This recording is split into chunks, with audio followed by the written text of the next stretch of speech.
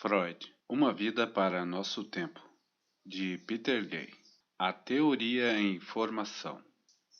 O que Freud não disse a Fliers em 24 de julho de 1895, nem aos leitores de A Interpretação dos Sonhos, era que o sonho da injeção de Irma foi um enredo cuidadosamente construído, altamente intrincado, destinado, pelo menos em parte, a salvar a imagem idealizada de Fliers, a despeito de alguma prova condenatória. A interpretação mais completa, menos protetora do que a publicada por Freud, leva o que deve ter sido o episódio mais consternador de sua vida. Você está ouvindo Psicanálise em Voz. Deixe seu like e se inscreva no canal. O sonho de Irma que Freud lembrou ao acordar é, como a maioria de seus sonhos, rico e translúcido. A superfície é uma mescla de notícias familiares e preocupações profissionais. Há um grande salão onde os Freuds estão recebendo muitos convidados, entre os quais Irma, que Freud identificou como uma amiga da família. Abre aspas. Uma jovem dama que eu tratara psicanaliticamente. Fecha aspas. Freud aproxima-se dela para censurá-la por não aceitar a solução dele e diz-lhe, dirigindo-se a ela com o íntimo duo, que, se ela ainda tem dores, abre aspas, é realmente culpa sua, fecha aspas. Ela responde que as dores de contração na sua garganta, estômago e ventre são as mais sérias do que ele imagina.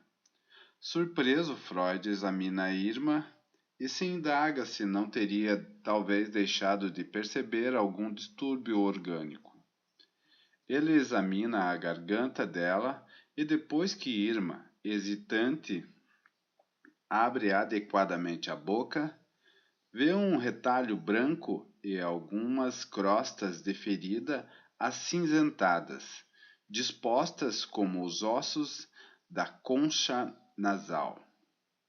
A cena do sonho se enche a seguir com amigos médicos de Freud, todos evidentemente disfarçados. Oscar Rie, o pediatra dos filhos de Freud, Breuer, a eminência dos círculos médicos de Viena, e Fliers, sobre a aparência de um especialista culto com quem Freud mantém as melhores relações.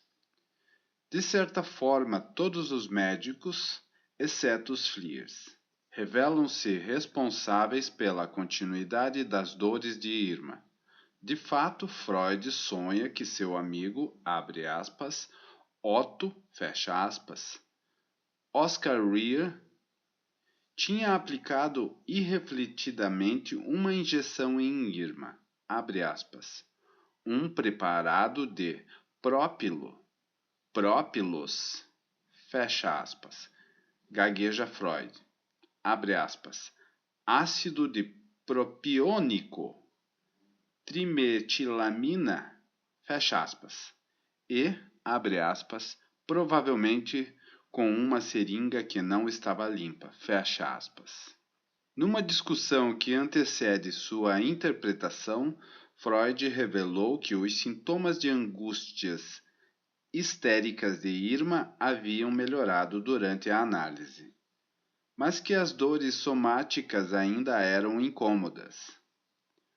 No dia anterior, Freud encontrara Rie, o qual, pareceu a Freud, criticara-o indiretamente por não ter curado Irma de todo, procurando se justificar.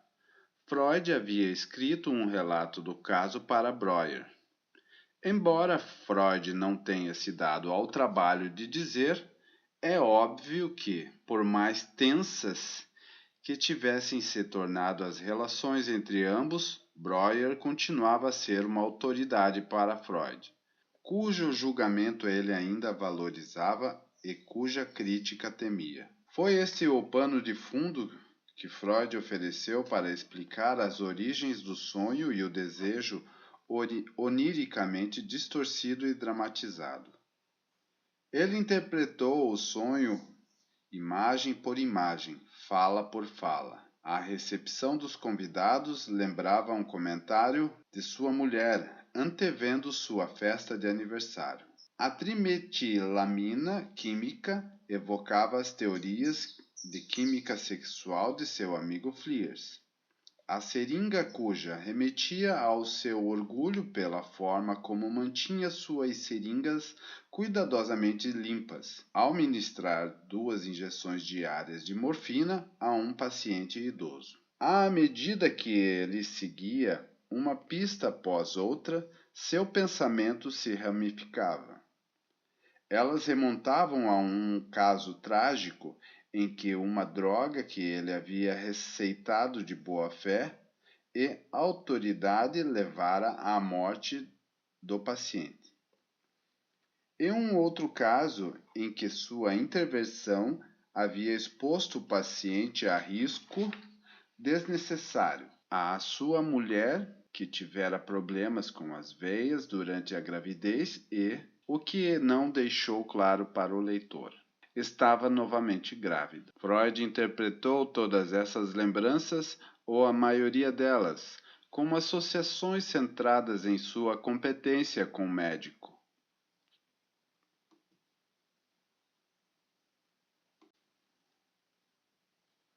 Freud interpretou todas essas lembranças, ou a maioria delas, como associações centradas em sua competência como médico.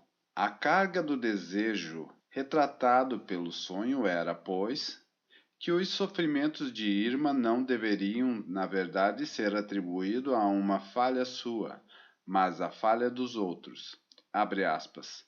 Em suma, sou consciencioso, fecha aspas. De modo bastante condizente, o mesmo amigo que aparentemente criticara o suscetível, Freud, aparecia no sonho como um médico irresponsável e pouco confiável. Assim, Freud decidiu ler o sonho da injeção de Irma como um sonho de vingança e de reafirmação de si próprio.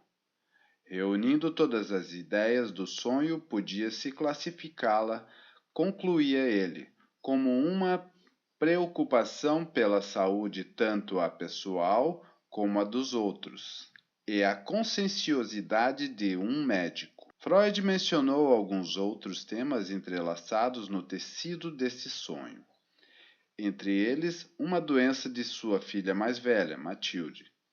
Embora tomando o cuidado, em sua engenhosa interpretação, de evitar os outros, a insistência de Freud sobre sua solução junto a Irma, a relutância desta em abrir a boca de modo apropriado, para não citar a seringa suja que seu amigo Otto usara. Tudo isso convida ao leitor, com inclinações psicanalíticas, a refletir sobre as fantasias sexuais de Freud. Mas havia ainda uma omissão mais importante e menos visível do que estas, visto que a leitura de Freud constitui um grande deslocamento. O médico cuja conscienciosidade ele queria provar com este sonho não era tanto ele, e sim Fliers. A chave para esta interpretação é a identidade complexa da própria Irma. Como a maioria das figuras centrais dos sonhos, ela era, como insistiu Freud, uma Samuel Person, abre aspas, compósito, fecha aspas. Muito provavelmente Freud emprestou a seus traços principais de Anna Lindenthal, filha de um professor de religião Samuel Humbert-Bergland, uma jovem viúva e uma das pacientes prediletas de Freud, mas, sob aspectos inequívocos, sua idade e viuvez, a histeria seu trabalho com Freud, a ligação com a família Freud e provavelmente seus sintomas físicos. Anna Lintel se parecia muito com uma outra paciente de Freud, Emma Eckstein, e foi Emma Eckstein que figurou como o personagem principal de um melodrama médico no início de 1895, em que Freud e, em grau muito maior, Fliers desempenharam papéis nada indesejáveis. No inconsciente de Freud, ao compor esse sonho, a figura de Emma Eckstein e a de Anna Lichtenstein parece ter se fundido para formar Irma. Além de seus sintomas de angústia histéricas, Emma Eckstein sofria seriamente de dores e secreções sanguinolentas do nariz. Embora Freud considerasse seus sangramentos nasais como psicogênicos, pedira a Fliers que examinasse a paciente, para não descurar de uma enfermidade física, enquanto procurava as raízes de um mal-estar psicológico. No sonho de Irma, ele se preocupa justamente com um tal diagnóstico errôneo. Assim, Fliers viera a Viena e operara o nariz de Emma Eckstein. Mas a operação não trouxera nenhum alívio. As dores não diminuíram e foram intensificadas por abundantes hemorragias e um cheiro fétido. Alarmado, Freud chamou cirurgiões vienenses e, em 8 de março de 1895, contou a Fliers que havia acontecido.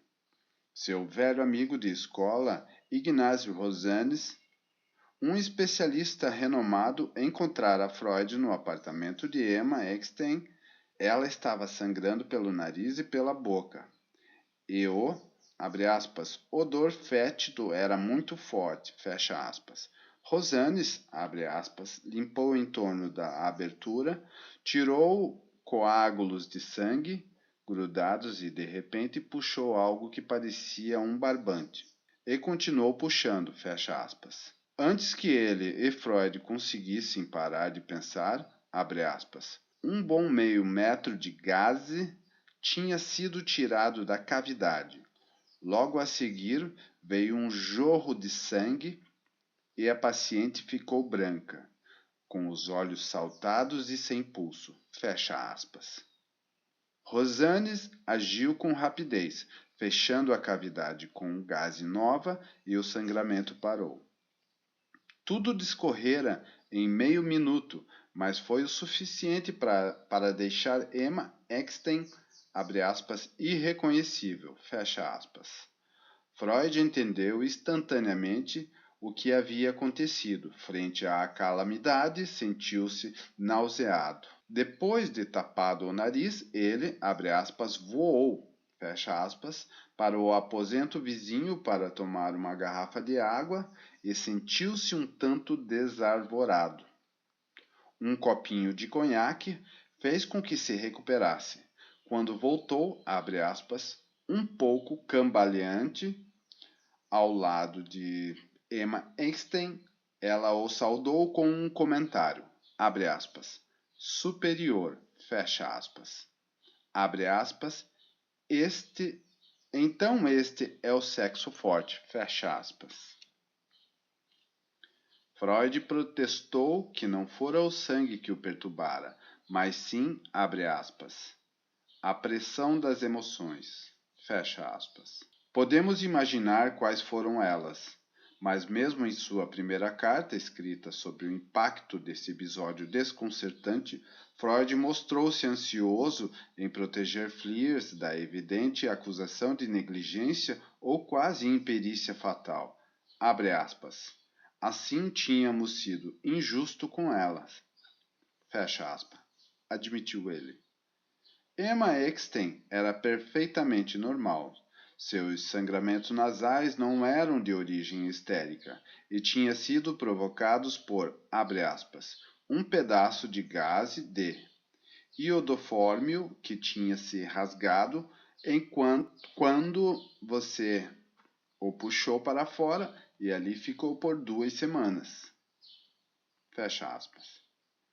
Freud assumiu a responsabilidade e desculpou o amigo. Ele não devia ter pressionado Fliers para fazer uma operação numa cidade estranha, onde não poderia acompanhar o caso. Abre aspas. Você fez o melhor possível. Fecha aspas. O acidente com a Gazi era algo, abre aspas, que acontece com o mais prudente e afortunado cirurgião. Fecha aspas. Era a típica desculpa defensiva que Freud, psicanalista, logo viria a chamar de recusa. Mas, na época, ainda não. Ele citou outro especialista que admitia ter-lhe sucedido a mesma coisa e acrescentou num tom reconfortador, abre aspas, naturalmente ninguém o censura, fecha aspas. Na verdade, como Freud insinuou delicadamente numa carta no começo de abril, um especialista vienense, também otorrinolaringologista como Fliers, havia sugerido que o sangramento abundante e recorrente de Emma Eckstein fora provocado pela desastrosa intervenção de Fliers, quando que o fato de ter esquecido a gaze dentro do nariz fora apenas a pior consequência. Fliers se mostrou ofendido, mas Freud tentou acalmá-lo. O que quer que todos esses especialistas pudessem pensar, abre aspas, para mim você continua a ser o médico, o tipo de homem em cujas mãos deponho confiantes nossas vidas e a vida de nossa família, fecha aspas. Mas Freud não se contentou simplesmente em reafirmar sua plena confiança no talento e competência de Fliers, como também responsabilizou Emma Eckstein por toda a catástrofe. No final de abril, numa carta ao seu, abre aspas, caro mágico, fecha aspas, ele se referiu à sua paciente, agora melhorando gradativamente, como, abre aspas, meu e seu incubo, fecha aspas. Um ano depois, Freud voltou ao assunto contando a Fliers, abre aspas, uma solução bastante surpreendente para as hemorragias de Eckstein, que vai lhe agradar muito, fecha aspas. Freud achava que poderia provar a Fliers estivera certo durante todo o ano, que, abre aspas, seu sangramento era histérico, causado por anseios, fecha aspas, e enviava palavras de lisonja, abre aspas, seu faro acertou de novo, fecha aspas. Os sangramentos de Emma Eckstein eram, abre aspas, sangramentos de desejo, fecha aspas. O fato de ela estar evoluindo, abre aspas, brilhantemente, fecha aspas, apenas facilitou a tarefa de Freud em encontrar um álibi inabalável para seu amigo. Ele manteve um silêncio discreto sobre a embaraçosa questão e se a decisão de Fliers em operá-la, afinal, tinha sido razoável. Um silêncio discreto sobre a faixa de gaze que Fliers deixara a apodrecer. Era tudo culpa de Emma Eckstein. Ela realmente gostava de perder sangue, visto que o sintoma permitiu que ela demonstrasse que suas várias enfermidades eram mais reais do que imaginárias.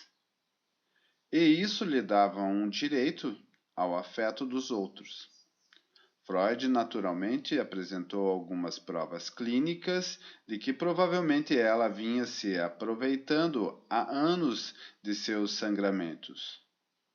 Mas isso não absorvia Fliers. A atitude evasiva de Freud é evidente. O que realmente importava não era que o seu inconveniente incubo maquinasse suas doenças a fim de receber amor, mas que seu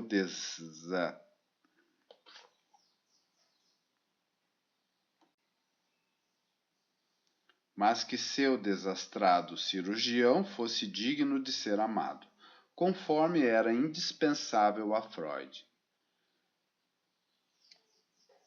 Mesmo que Freud, em larga medida, modelasse Irma a partir de Anna Lichtenstein, a extraordinária semelhança entre as duas mulheres tornava absolutamente inevitável a invasão de Emma Einstein no sonho de Irma. Fliers fez apenas uma aparição fugaz no sonho, conforme Freud relatou, e o próprio Freud se surpreendeu. Abre aspas. Esse amigo que desempenha um papel tão grande na minha vida não deveria aparecer mais no contexto de pensamentos do sonho. Abre aspas. Esse amigo que desempenha um papel tão grande na minha vida não deveria aparecer mais no contexto de pensamento do sonho? Fecha aspas. A resposta é: ele apareceu. O sonho da injeção de Irma revela, entre outras coisas, a ansiedade de Freud em ocultar suas dúvidas sobre Fliers, não só ao próprio Fliers, mas a si mesmo. É um paradoxo. Aí estava Freud, debatendo-se sobre as leis das operações mentais inconscientes, desculpando o culpado e difamando o inocente, tudo em prol da preservação de sua ilusão necessária. Nos anos que se seguiram, Freud estabelecia insofismavelmente que a incoerência é o quinhão inelutável, ainda que não desejável, do homem. Ele gostava de citar um verso de um dos seus autores preferidos, o poeta suíço Conrad Ferdinand Meyer, sobre, abre aspas, o homem com todas as suas contradições, fecha aspas. Ele reconhecia o domínio da ambivalência, a tensa coexistência do amor e do ódio sobre a mente humana. Alguns dos seus primeiros pacientes haviam lhe ensinado que os seres humanos podem saber e não saber ao mesmo tempo, entender intelectualmente o que emocionalmente se recusam a aceitar. Uma maior experiência psicanalítica oferecia um irrefutável apoio clínico às observações de Shakespeare e que o desejo é o pai do pensamento. Uma das maneiras favoritas de se tratar das complicações inconvenientes, por mais intrusas que sejam, é a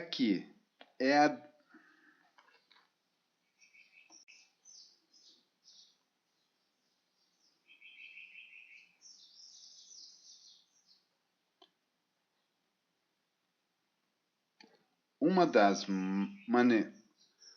das maneiras favoritas de se tratar com complicações inconvenientes, por mais intrusas que sejam, é a de desejar que desapareçam. Foi o que aconteceu a Freud durante a primavera e o verão de 1895. Durante todo esse tempo, e mesmo adiante, Fliers continuou a ser o insubstituível outro de Freud. Abre aspas. Veja o que acontece. Fecha aspas.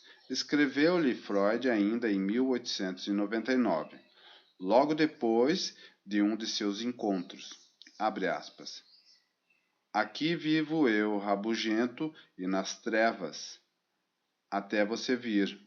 Ou me repreendo, acendo minha luz, bruxuleante na sua luz calma.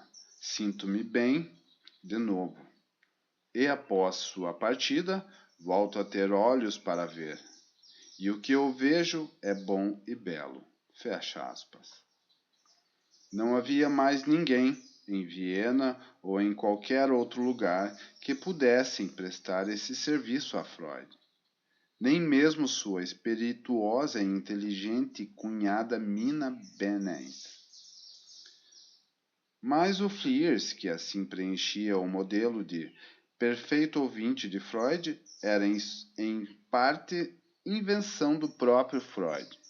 Uma razão pela qual seu retrato idealizado se conservou íntegro por tanto tempo foi que Freud levou alguns anos para reconhecer e elaborar o ingrediente erótico de sua dependência. Abre aspas. A companhia do amigo, exigida por um lado especial, talvez feminino, fecha aspas. Certa vez confessou Freud a Fliers, abre aspas, ninguém pode substituir para mim, fecha aspas. Foi num período avançado de sua amizade, em 1900. Um ano depois, ele voltou a esta questão com uma ponta de recriminação, insinuando-se que, em seu prosaico comentário autobiográfico, abre aspas, não partilho do seu desdém pela amizade entre os homens, provavelmente porque estou nela envolvido a um alto grau. Na minha vida, como você bem sabe, a mulher nunca substituiu o camarada ou amigo. Fecha aspas. Freud escreveu esta avaliação de si mesmo quando sua intimidade com Fliers já havia diminuído. E podiam-se permitir ter uma visão clara. Em 1910, examinando retrospectivamente esses relacionamento decisivo, Freud disse claramente a vários de seus discípulos mais próximos que sua ligação com Fliers contivera um elemento homossexual. Mas em 1895 e 1896, Freud lutou contra suas dúvidas a respeito de Fliers. Ele levaria 5 anos ou mais para conseguir se libertar de sua sujeição.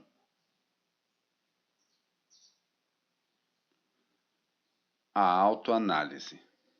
No final da primavera de 1896, Emma Eckstein praticamente desaparecera da correspondência de Freud e Fliers, embora não da vida de Freud. Ele tinha coisas mais prementes a pensar. Seus loquazes pacientes, o isolamento profissional, suas vertiginosas incursões na teorização psicológica. Abre aspas. No conjunto, fecha aspas, disse a Fliers em abril de 1896, abre aspas, estou avançando muito bem na psicologia das neuroses. Tenho todas as razões para estar satisfeito, fecha aspas. E novamente, um mês depois, abre aspas, estou trabalhando na psicologia decidindo e sozinho, fecha aspas. Também estava trabalhando numa monografia sobre paralisia cerebral infantil para a importante edição de caráter enciclopédico organizada por Nottinghamel, Patologia e Terapia Especial. Voltado para a busca dos segredos das neuroses, ele realizou essa incumbência no campo da neurologia, com grandes mostras de relutância. Abre aspas. Estou inteiramente atolado em paralisias infantis que não me interessam em absoluto. Fecha aspas. Queixou-se a Fliers no final de 1895. Um ano depois, ele denegria abre aspas, trabalhos de Nottinghamel, fecha aspas, considerando-o, abre aspas, repulsivo, fecha aspas, quando publicou Paralisia Cerebral Infantil no começo de 1897. Não deu o menor valor a esse texto, douto de grande peso, no qual muitos outros médicos se alegrariam em alicerçar sua reputação. Mas, na primavera e no verão de 1896, seu pai esteve à morte, e isso foi muito mais absorvente para Freud do que os seus afazeres neurológicos, e até mesmo do que as neuroses. Abre aspas. Meu velho pai, 81 anos, fecha aspas, informou a Fliers no final de julho de 1896, abre aspas. está em Baden, fecha aspas, uma estância a meia hora de Viena, abre aspas, no mais frágil estado com insuficiência cardíaca, paralisia da bexiga e coisas semelhantes, fecha aspas. Todos os planos de Freud para o verão, inclusive um encontro com Fliers, tornaram-se incertos, abre aspas. Realmente creio, fecha aspas. Escreveu ele 2 semanas depois, abre aspas, que são seus últimos dias, fecha aspas. Ele ansiava por se encontrar com Fliers e, abre aspas, novamente viver com o coração e a mente juntos, fecha aspas. Mas não se atrevia em sair das proximidades. A morte iminente de seu pai comoveu Freud, mas não o deprimiu, abre aspas. Não reluto em admitir seu merecido descanso, como ele próprio o deseja. Ele era, fecha aspas, acrescentou Freud, usando o lúgubre pretérito enquanto Jacob Freud ainda respirava, abre aspas, um ser humano interessante, interiormente muito feliz, fecha aspas, e agora estava partindo, abre aspas, com decência e dignidade, fecha aspas. Em agosto houve uma certa melhora temporária, um último bruxulear da chama vital, e Freud pôde tirar suas curtas férias. Mas, em 23 de outubro, Jacob Freud morreu, sustentando-se, abre aspas, corajosamente até o fim, pois, de modo geral, era um ser humano fora do comum, fecha aspas. Não era o momento para apreciações críticas equilibradas. O homem, quem apanhara seu gorro da sarjeta e não conseguira se sair bem em Viena, foi afetuosamente esquecido. Por algum tempo, Freud sentiu apenas orgulho pelo pai. Mas a inevitável reação se manifestou. Ele sentiu dificuldades até em escrever cartas, abre aspas, por algum desses obscuros caminhos por trás da consciência oficial, fecha aspas. Escreveu ele agradecendo as condolências de Fliers, abre aspas. A morte do velho me comoveu muitíssimo. Eu o estimava profundamente. Entendia-o muito bem e ele teve grande efeito em minha vida. Com sua típica mescla de profunda sabedoria e sua fantástica despreocupação, fecha aspas. A morte de seu pai, acrescentou Freud, tinha redespertado todo o passado em seu íntimo. Abre aspas. Agora sinto-me totalmente desenraizado, fecha aspas. Dificilmente seria esta a reação típica de um filho de meia idade, contemplando o fim de um pai idoso que tinha, abre aspas, sobrevivido muito tempo a si mesmo, fecha aspas. A tristeza de Freud foi excepcionalmente intensa. E foi excepcional também pela forma como ele a empregou para um uso científico, distanciando-se um pouco de sua perda e, ao mesmo tempo, reunindo material para suas teorias. Um fenômeno que Freud observou em si mesmo durante esses dias de pesar e mencionou foi a culpa do sobrevivente. Ele confirmou dramaticamente sua existência alguns anos depois, em 1904, ao visitar a Grécia pela primeira vez, teve uma curiosa impressão de perder o senso de realidade. A Acrópole era realmente como ele aprendera na escola? Sua presença ali não era boa demais para ser verdade? Muito depois, ao analisar sua experiência que o intrigou por longo tempo, ele a relacionou com o sentimento de culpa. Ele havia superado seu pai, e isso, de certa forma, era proibido. Freud descobriu em sua autoanálise que vencer as batalhas edipianas pessoais é tão perigoso quanto perdê-las. As raízes desse seu reconhecimento remontavam aos dias imediatamente posteriores à morte do pai, quando ele passou seus sentimentos para a teoria. A acusação de que Freud sempre estava trabalhando tem alguma veracidade. A morte de seu pai, assim, foi uma profunda experiência pessoal da qual Freud extraiu implicações universais. Ela funcionou como um seixo atirado a um lago tranquilo, provocando sucessivos círculos de raios insuspeitados. Ao refletir sobre o acontecimento em 1908, no prefácio da segunda edição de A Interpretação dos Sonhos, ele comentou que, para si, o livro tinha um forte significado, abre aspas, subjetivo, fecha aspas, no qual havia, abre aspas, conseguido entender apenas após sua conclusão, fecha aspas.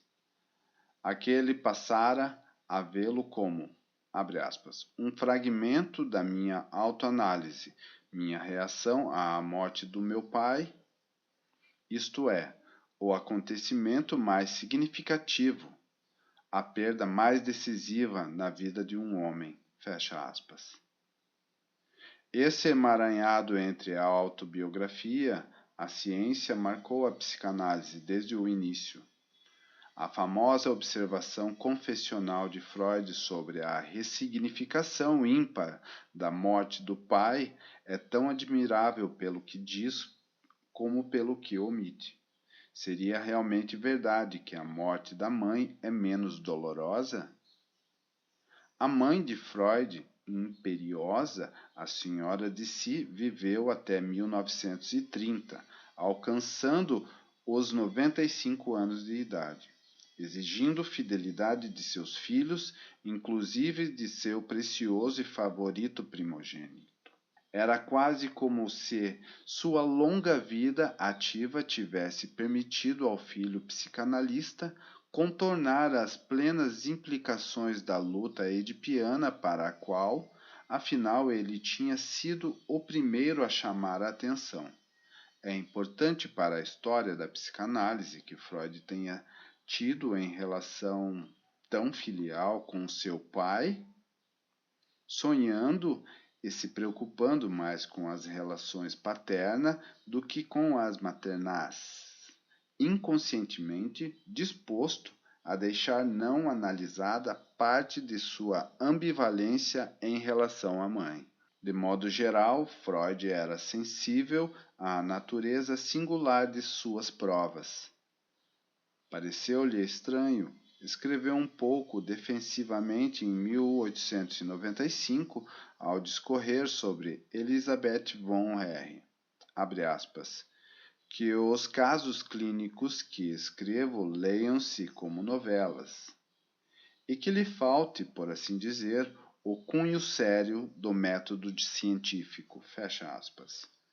Reassegurava-se, dizendo que, abre aspas, a natureza do tema e não minha preferência, que evidentemente deve ser considerada responsável por tal resultado, fecha aspas. Mas a acusação de que Freud tendia a auscultar a si mesmo para avaliar o clima geral de opinião não se desarmaria como um consolo tão fácil.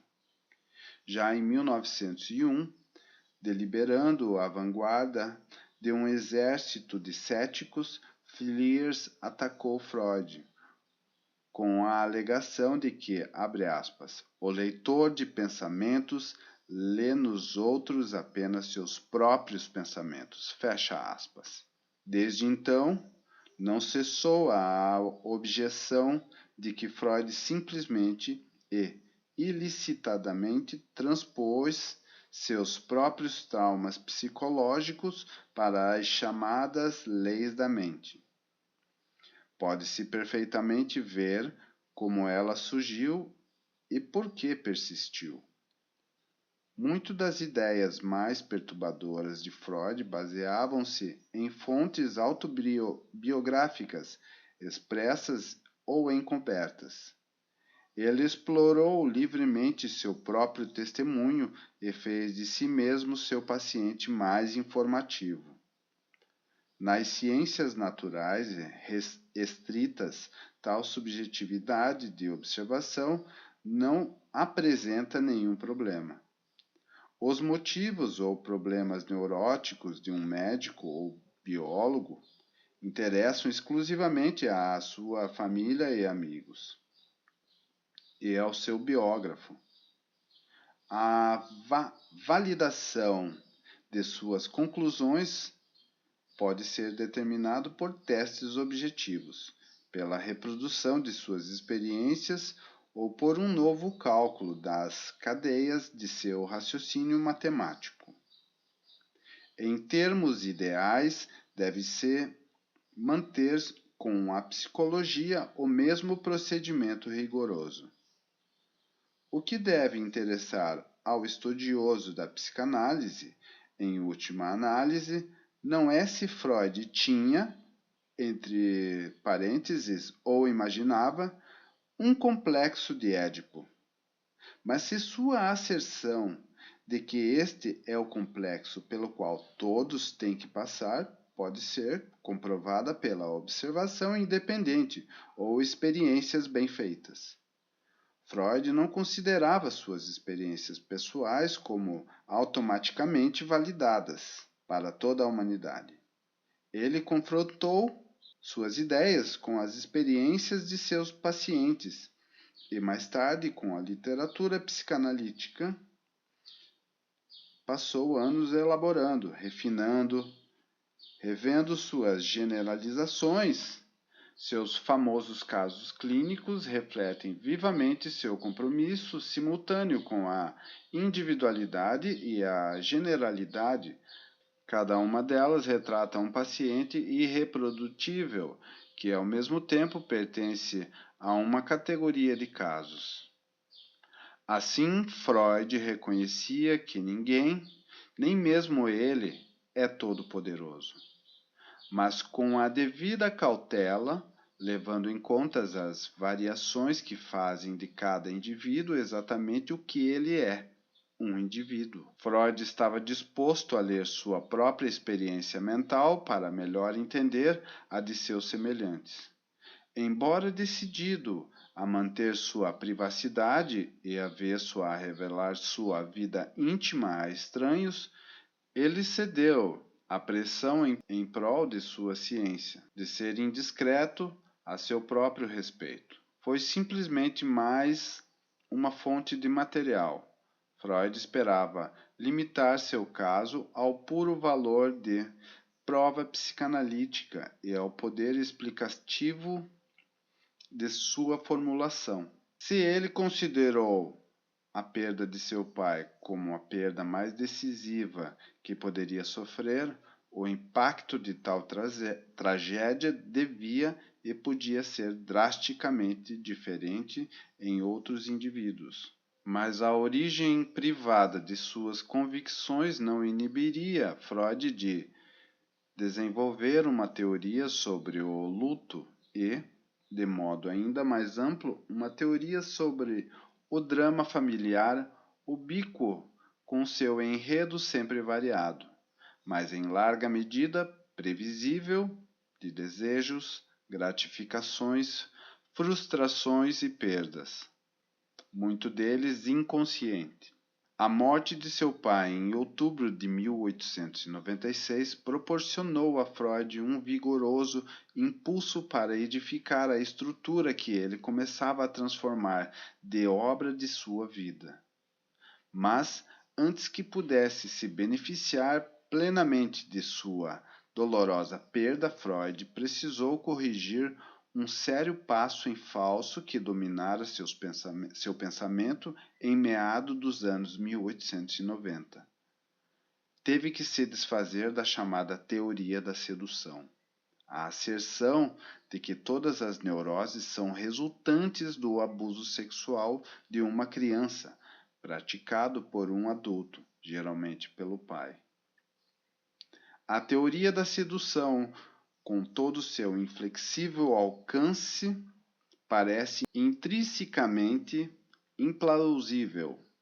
Apenas uma fantasia como Fliers a aceitaria e aplaudiria. O que surpreende não é que Freud tenha finalmente abandonado a ideia, mas que de início tenha a adotado. Mas sua atração sobre Freud é evidente. Durante toda a sua vida, o pensamento teórico de Freud oscilou fecundamente entre a complexidade e a simplicidade. Isso, como acabamos de ver, fica patente em seus casos clínicos. O reconhecimento da complexidade fazia jus à vertiginosa variedade de experiência humana, muito mais rica do que jamais poderiam supor os psicólogos, concentrados na mente consciente. Em contraposição, Freud também acalentava o ideal da simplicidade. Seu objetivo na pesquisa científica era conseguir a redução de ocorrências mentais aparentemente heterogêneas e poucas categorias bem definidas. Em sua experiência clínica, Freud presenciaria muitas coisas que seus colegas médicos vienenses julgavam pouco respeitáveis, na verdade inacreditáveis. Os efeitos misteriosos da hipnose, as investidas amorosas dos pacientes, o desaparecimento dos sintomas histéricos ao se falar sobre eles, o trabalho oculto da sexualidade.